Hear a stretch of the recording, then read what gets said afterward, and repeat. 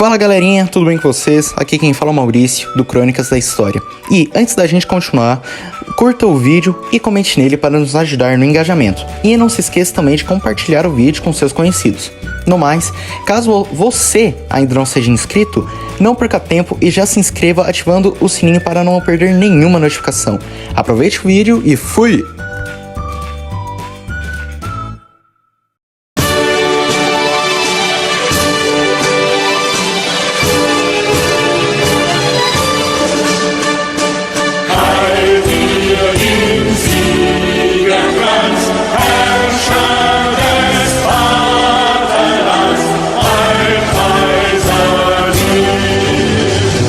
Sim, a Alemanha, hoje a principal força econômica da Europa, foi um dos países protagonistas no século XX, começando a Primeira e a Segunda Guerra Mundial, que acabaram gerando a Guerra Fria, e por fim a reunificação alemã de 1989.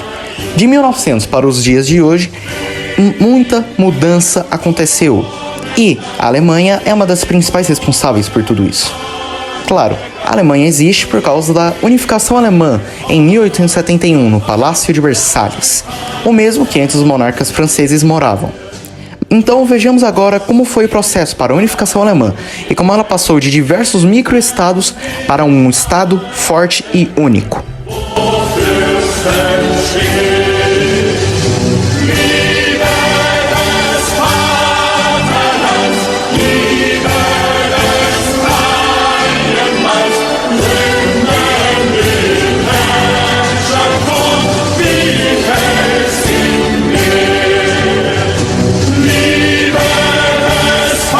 Os territórios que hoje compõem a Alemanha e países próximos, como partes da Polônia, partes da Áustria e até mesmo algumas partes da Itália, durante alguns séculos da história, eram territórios do Sacro Império Romano Germânico, apenas para constar o nome germânico adicionado após o século XIII, criado a partir das ruínas do Império Carolíngio, que já jazia na Europa há algum tempo.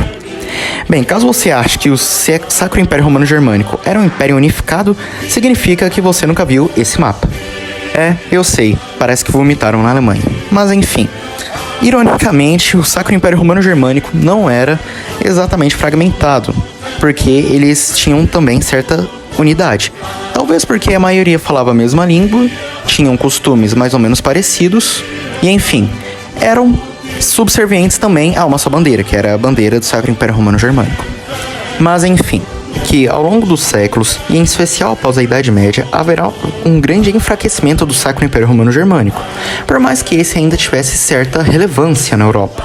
Entretanto, o caixão seria fechado em 1806, quando, após as invasões francesas, o Sacro Império Romano Germânico é oficialmente extinto, e daí se seguem as guerras napoleônicas, que foram mais ou menos assim.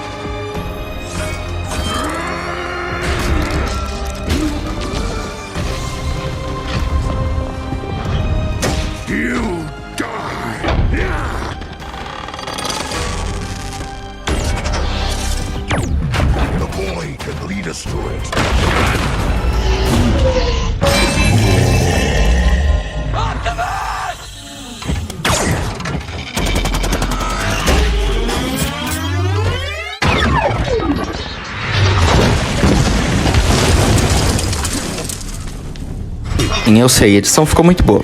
Mas voltando. Após o findar das guerras napoleônicas, mesmo com a morte da cópia francesa do Sacro Império Romano Germânico, que havia sido a Confederação do Reno, criada para ser mais fácil influenciar aquela concha de retalhos que era a Alemanha, vai fazer com que o liberalismo se espalhe. O liberalismo, quem vai ser o precursor das ideias para unificar a Alemanha. E a ideia de unificar a Alemanha será muito popular, muito mesmo, não apenas entre os estados, como a gente vai ver daqui a pouco, mas também entre o próprio povo.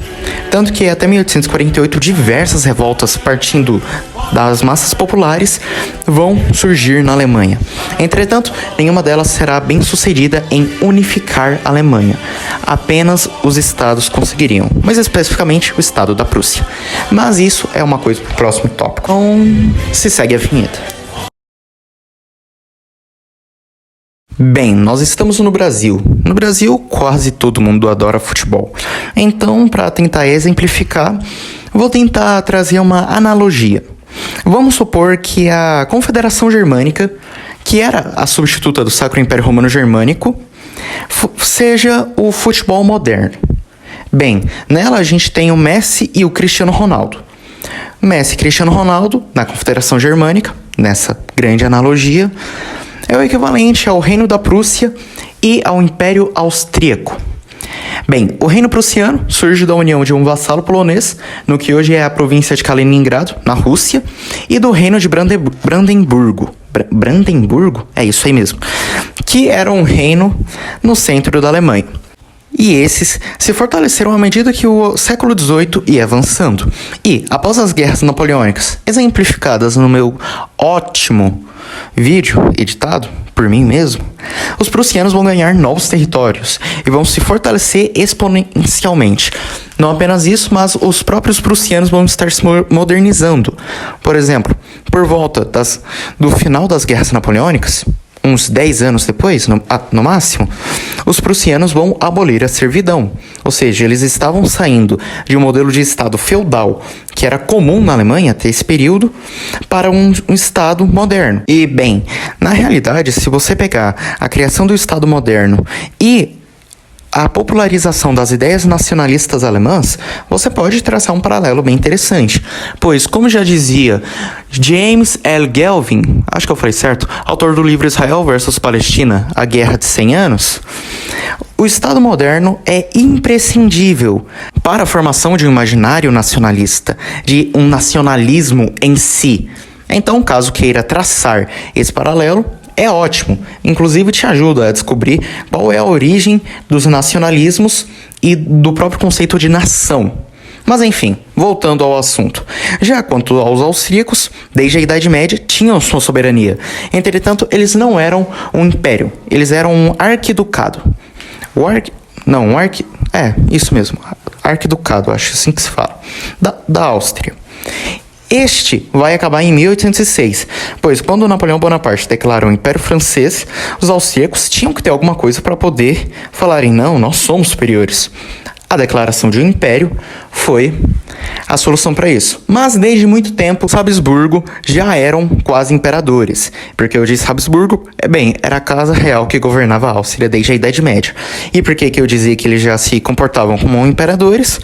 Bem, porque eram a casa real mais poderosa e nobre da Europa. E bem, quando você tem a maior e mais nobre casa real da Europa governando o seu país, então significa que você é bem poderoso.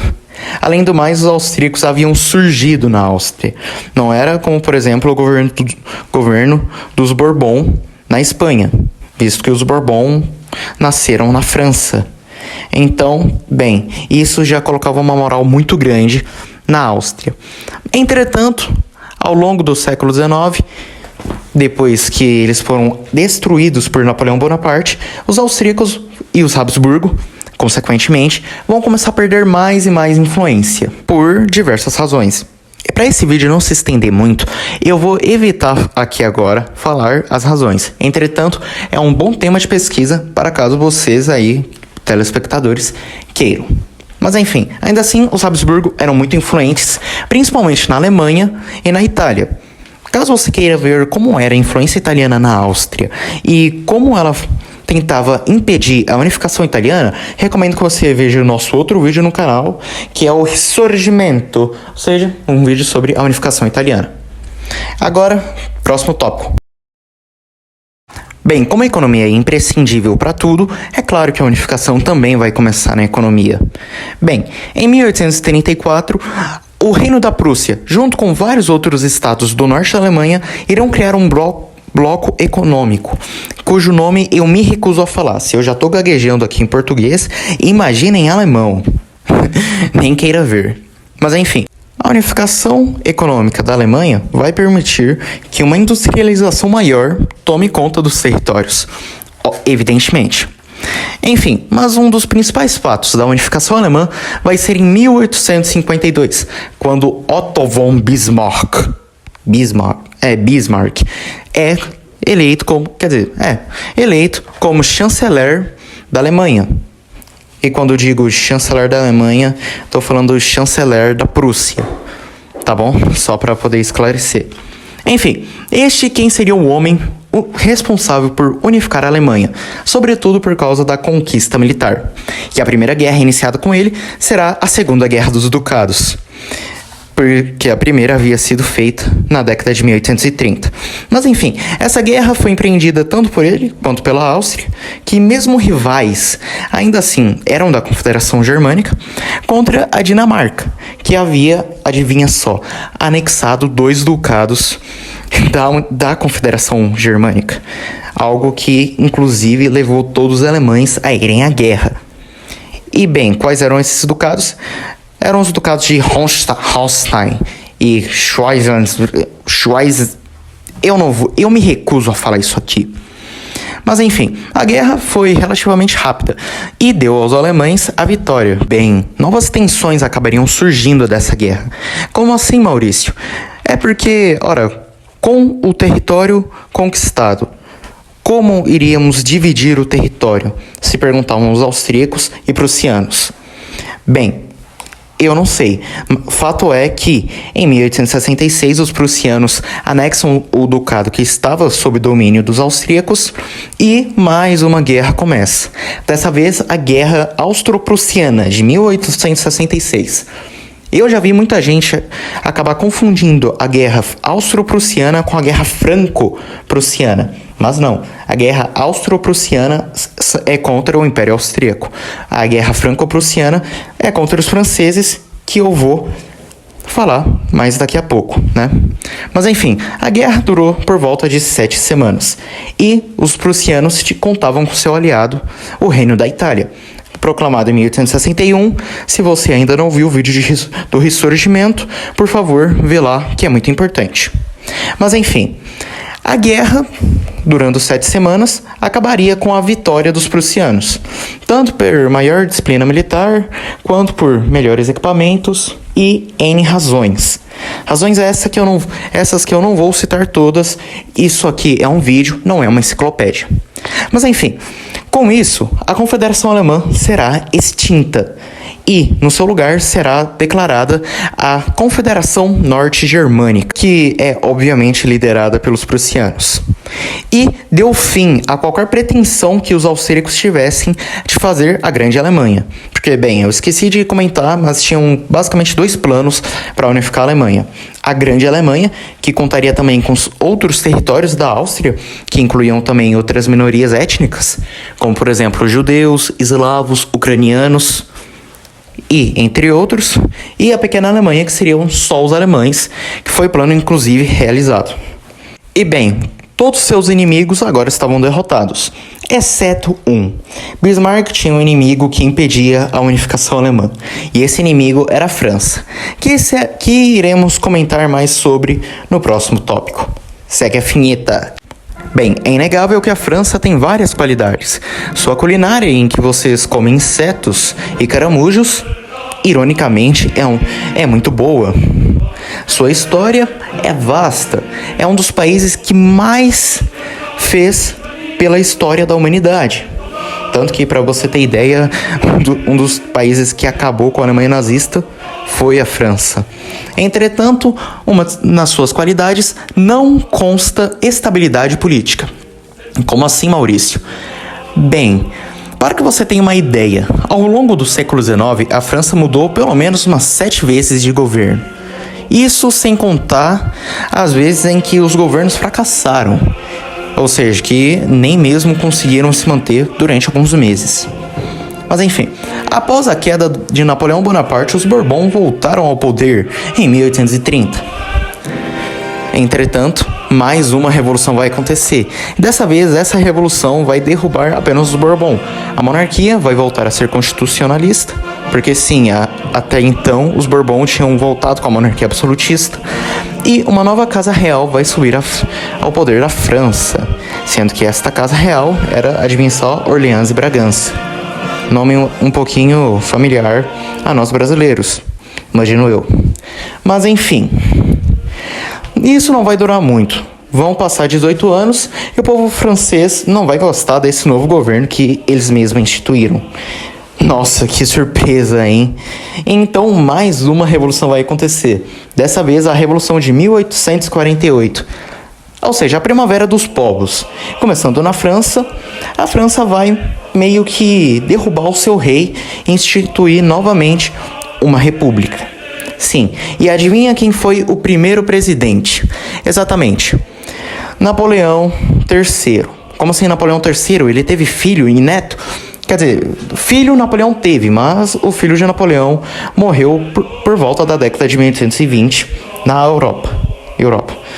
Entretanto, seu irmão Luiz Napoleão vai ter um filho, e esse vai ser declarado Napoleão III, depois que ele deu um golpe militar e se implantou como o imperador da França. E a França voltou a ser um império. Ironicamente, ele teve um governo bom. O governo dele não foi um mau governo. Entretanto, ele ainda não tinha conseguido trazer toda a glória, entre aspas, que a França tinha anteriormente com Napoleão Bonaparte. E bem, a França então chega a 1870 como uma das principais potências da Europa. O que será que poderia dar errado, não é mesmo? O que será?